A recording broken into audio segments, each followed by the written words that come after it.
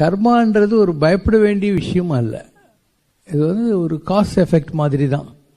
நீங்கள் எதை விதைத்தீர்களோ அதை அறுவடை செஞ்சு தான் ஆகணும். திணை விதைத்தால் திணை, வினை விதைத்தால் வினை.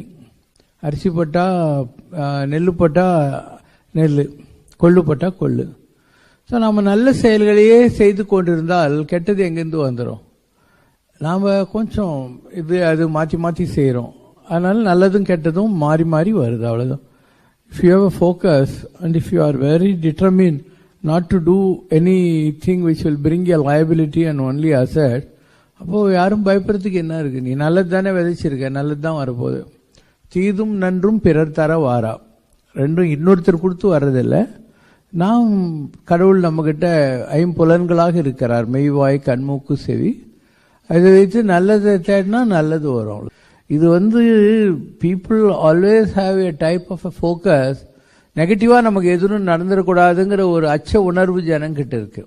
அதை எப்பயுமே they want to see only positive things. அதனால ஏதாவது ஒரு சின்ன நெகட்டிவ் வெளியே வரபோது கூட அது ஏதோ ரொம்ப மோசம், உலகத்தில் யாருக்குமே வராது, எனக்கு வந்துச்சு நம்ம தப்பாக நினச்சிக்கிறோம். அப்படிலாம் ஒன்றும் இல்லை. உலகத்தில் மனிதன் என்று ஒரு ஆர்கானிக் சப்ஸ்டன்ஸ், ஏன் மனுஷன் எந்த ஜீவராசியாக இருந்தாலும் கூட அது அதனுடைய லெவலில் செயல்கள் இருந்தே தீரும். Otherwise how will you eat, how will you walk, how will you sleep?